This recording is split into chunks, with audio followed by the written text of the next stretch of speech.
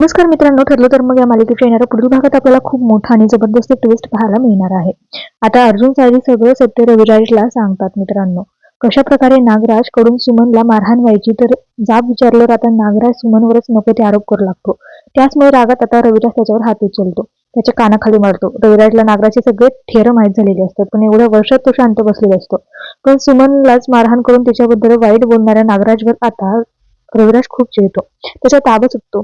तेव्हा स्पष्टवंत म्हणतो की सुमनने जरी तुला काही केलं नसलं तरी मी तुला अजिबात सोडणार नाही. तुझ्या विरोधात मी पोलीस कंप्लेंट करून मी तुला जेलमध्ये पाठवणार. आता नागराजचा खरा चेहरा सगळ्यांसमोर आल्यामुळे सगळ्यांना मोठा धक्का बसलेला असतो. आता सगळ्यांसोबत तो गोड बोलण्याचं नाटक करतो, पण नागराज आता किती वाईट काम करायचा, त्यांनी म्हणजे खरंच किती वाईट काम केले, खरं काय वाईट काम केलंय ना हे अजून कुणालाही माहित नाही. पण जेव्हा त्यांना कळेल ना तेव्हा खरंच सांगतो त्यांच्या पायाखालची जमीन सरकेल. पण आता तो दिवसही काही लांब नाही, तेही लवकरच समजणार आहे. त्यामुळे तुम्ही किती उत्सुक आहात ते पाहायला ते कमेंटमध्ये नक्की कळवा.